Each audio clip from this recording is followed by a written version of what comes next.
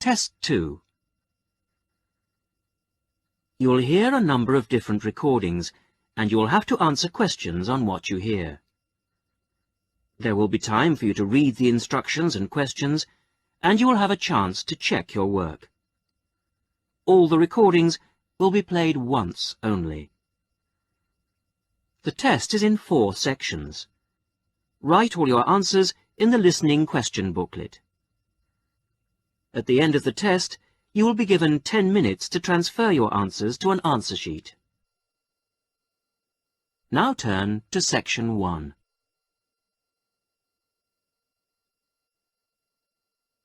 Section 1. You will hear a conversation between the receptionist of a language school and a student who has just arrived for the first morning of his English course. First, you have some time to look at questions 1 to 5.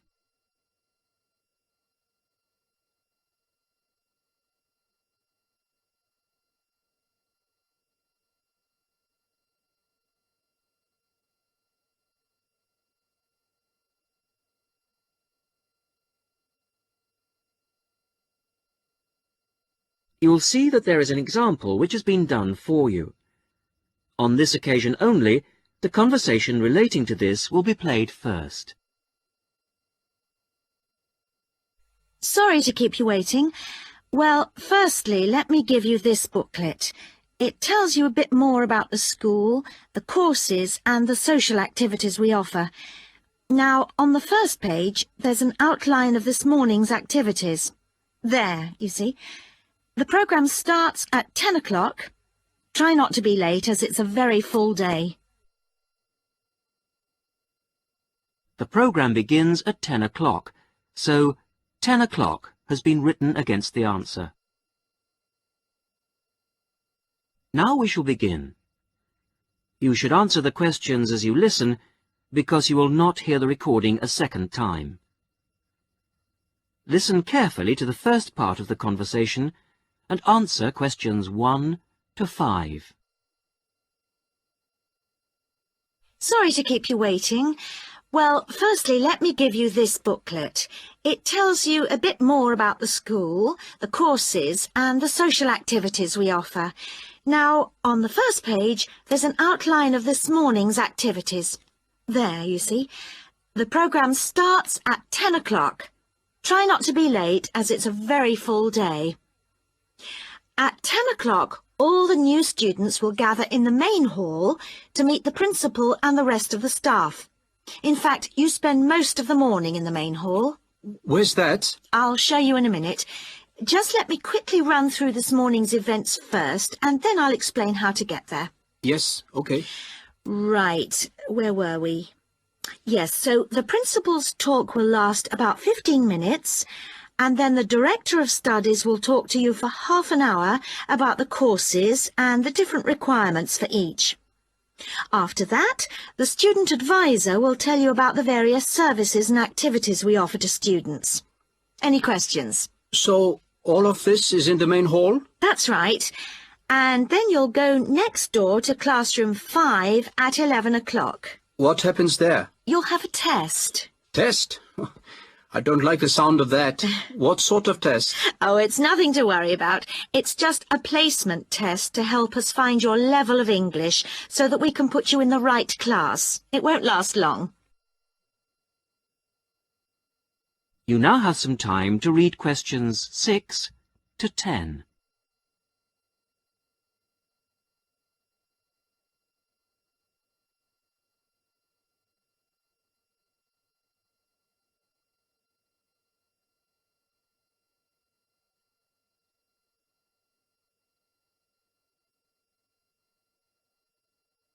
Now listen carefully and answer questions 6 to 10.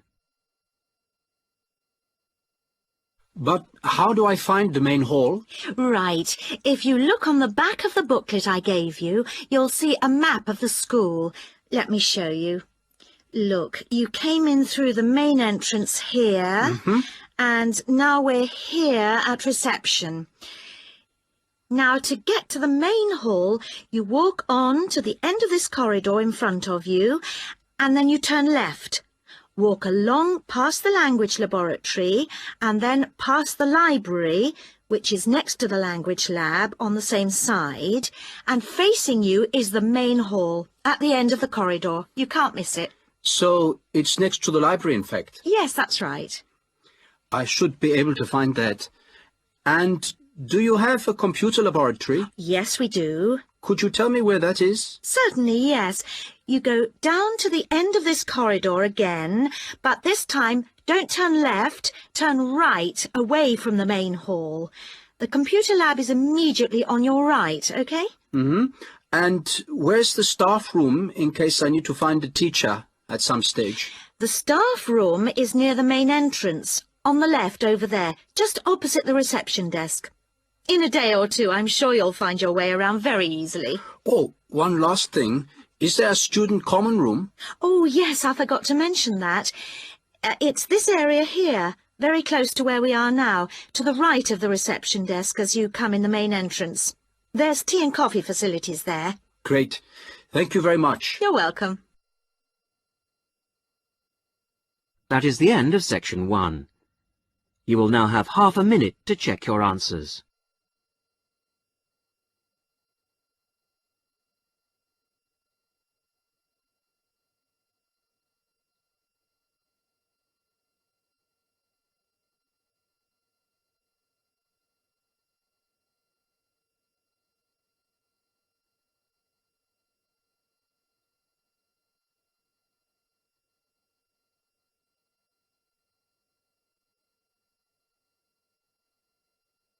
Now turn to section 2.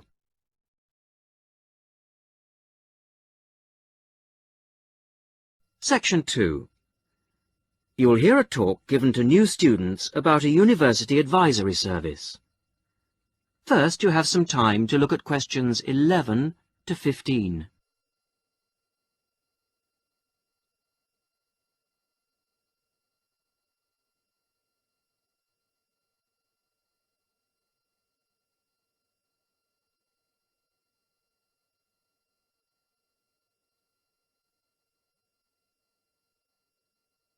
Now listen carefully to the first part of the talk and answer questions 11 to 15. Hello, everybody, and welcome to this informal meeting about the University Helpline.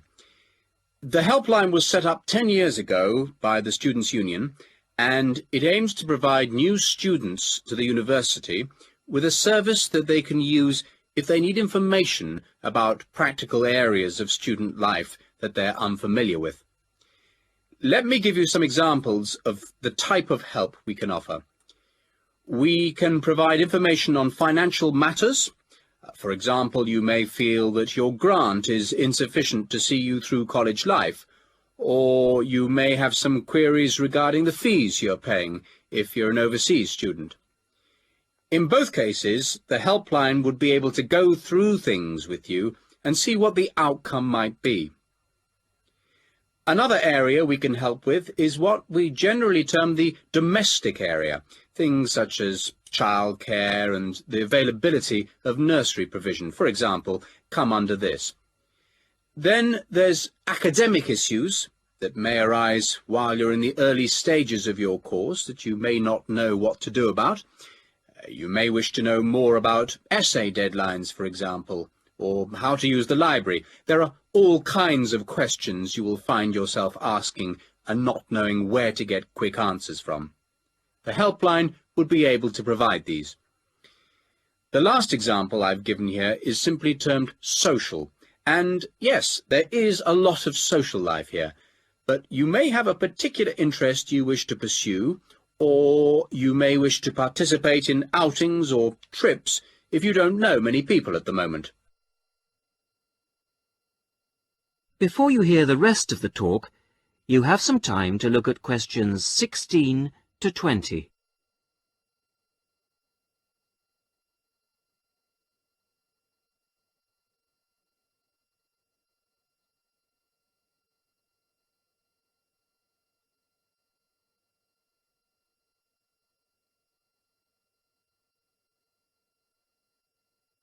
Now listen and answer questions 16 to 20. Let me give you some details so that you know where to go and who to see if you want to pay us a visit. Generally, you'll see our helpline officer, Jackie Kouachi. That's Kouachi. Jackie is a full-time employee of the Student Union, and she works in the Student Welfare Office. That's the office that deals with all matters related to student welfare, and it's located at 13 Marshall Road.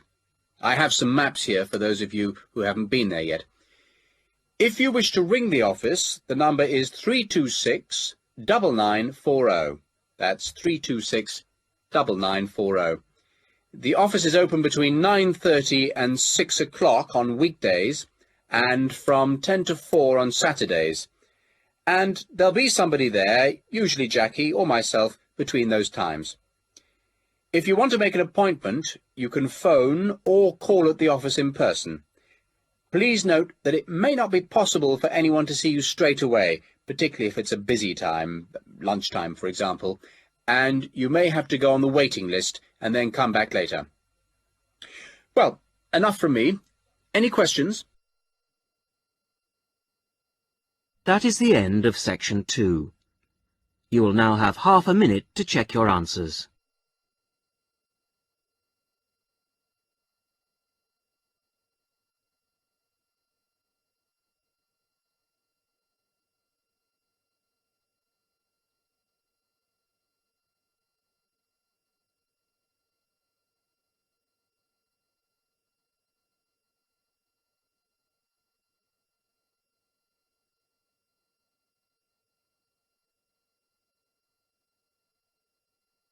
Now turn to section 3.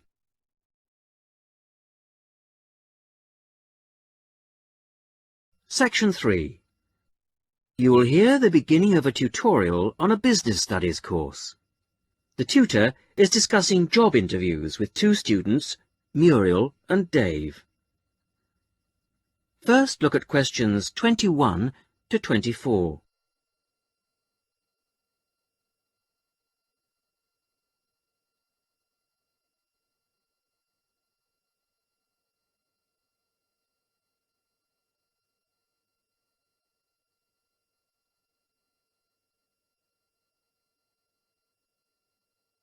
Now listen carefully and answer questions 21 to 24. Good morning. Good morning. Morning. So, we've looked at various aspects of staff selection this term, and I think by now you should be beginning to see how much more there is to it than just putting applicants through a short interview or asking the right questions. Yeah. So, I think you should be ready for today's tutorial on matching the person to the job. We're going to talk today about the importance of choosing that all-round right person. Right, so we have to put ourselves into the role of the manager or supervisor. Yes, and then we're going to imagine how different applicants would fit into the team or group they have to work with. We'll look at some examples later. It's just theoretical at the moment. Yes. The point is, you can select someone, even a friend, who has all the right qualifications, degrees, certificates, whatever. You can also check that they have a lot of experience, that they've done the sort of tasks that you want them to do in your office already, in a similar environment. But if they start work, and you realise that they just don't get along with everybody else, that, say, they've got sharply contrasting views on how something will work, well, with the best will in the world, you may be backing a loser. Wouldn't it be just a question of company training, though? Not always, particularly in a team situation. And I think it's important to think in terms of that type of working environment. People have to have faith in each other's ability to carry out the task their boss has set them. They have to trust that everyone will do their part of the job. And you can't necessarily train people for this. But it's like trying to find out what someone's personality is like in a job interview. I mean, you just can't do that. even if you try, you won't find out what they're really like until they actually start work. Well, in most interviews, you usually ask candidates questions about their hobbies and what they like doing in their spare time, that sort of thing. So, employers are already involved in the practice of, well, doing part of the task. But it doesn't tell you anything. It doesn't tell you if they're easygoing or hate smokers or whatever. Well, arguably, it does give you a bit of information about an applicant's character. Now look at questions 25 to 30.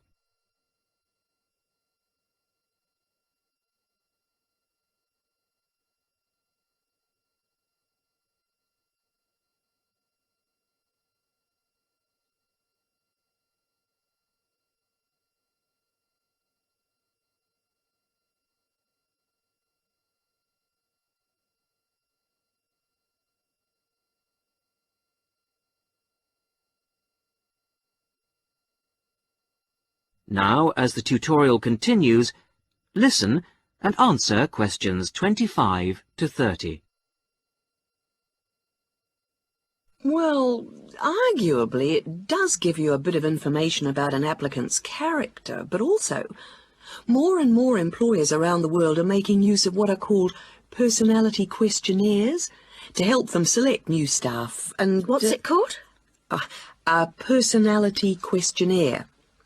They have to be filled out by the candidates sometime during the selection procedure, often just before an interview. The idea is actually quite old.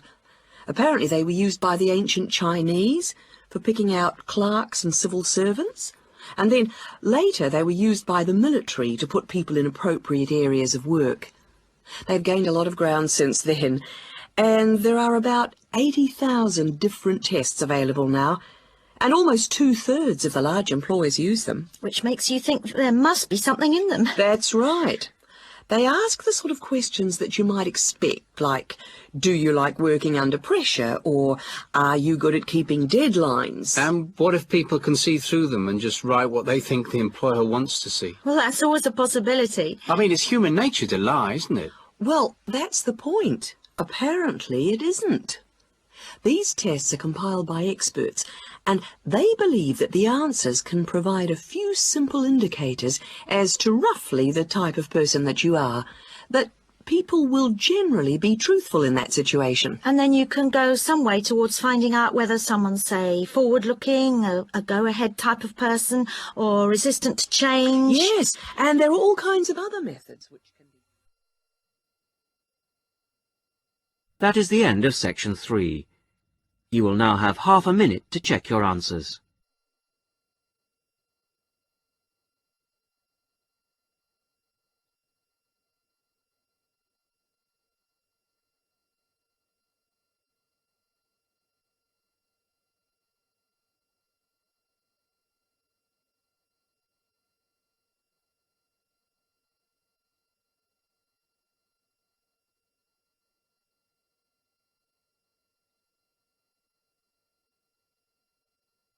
Now turn to section 4.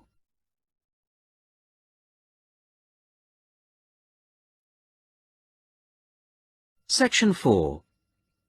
You are going to hear a talk given by a student to a tutor and a group of fellow students in a seminar. First, you have some time to read questions 31 to 34.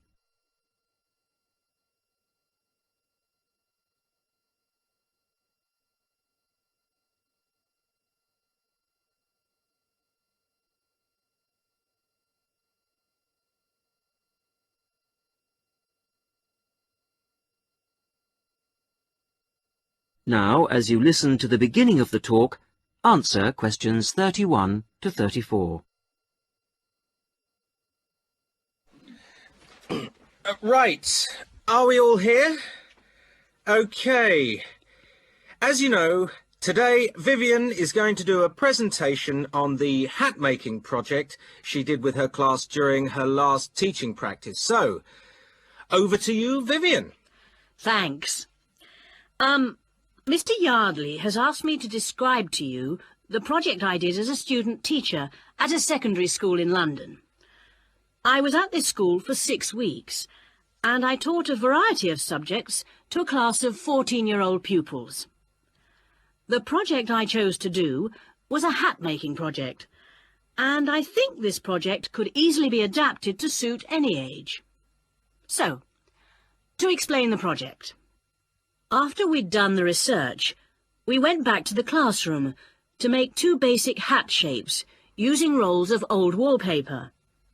We each made, first of all, a conical hat by, well, if I show you now, cutting out a circle and then making 1 cut up to the centre and then, overlapping the cut like this. A conical hat that sits on your head. The other hat we made was a little more complicated. First of all, we cut out a circle again, like this. Then you need a long piece with flaps on it. I've already made that bit, which I have here. You bend the flaps over and stick them with glue or Pritt stick to the underside of the circle, like this. Again, I've prepared this so that I don't get glue everywhere. The pupils do, of course, so you need plenty of covers for the table. And there you have a pillbox hat, as in pill and box. Now, variations and combinations of these 2 hat shapes form the basis of the pupils' final designs. Now you have some time to look at questions 35 to 40.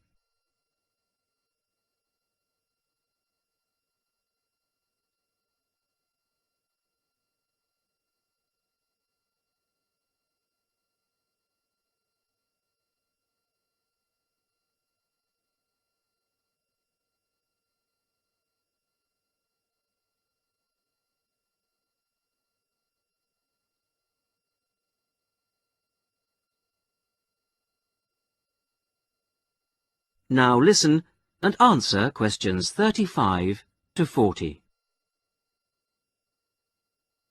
The next stage of the project was the design phase, and this involved, first of all, using their pages of research to draw a design of their hat on paper. That's the easy part. They then had to translate their 2-dimensional design into a form to fit their head. I encouraged them to make a small-scale, 3-dimensional hat first, so that they could experiment with how to achieve the form they required. And I imposed certain constraints on them to keep things simple. For example, they had to use paper, not card. Paper is more pliable and easier to handle. They also had to limit their colours to white, grey or brown shades of paper, which reflected the colours of the buildings they were using as a model for their hats. And they had to make sure their glue didn't show. Well, it was very enjoyable. And just to give you an idea of what they produced, I brought along 3 hats to show you. This one here is based on a circular stairway in an old building in London. It uses 3 pillbox hats, one on top of the other. This was designed by Teresa. Here's another one that has a simple strip going round the base of the hat, but has then gone on to add strips of paper that come out from the base and that meet at the top of the hat, rather like a crown, making a fairly tall hat. This was made by Muriel. And lastly, there's a combination of the pillbox or single strip around the base and then the conical hat shape on top to form a castle turret. This was made by Fabrice, and there are many more that I could have brought. Thank you, Vivian. That was most interesting. Now, what we can learn from this is that... That is the end of section 4. You will now have half a minute to check your answers.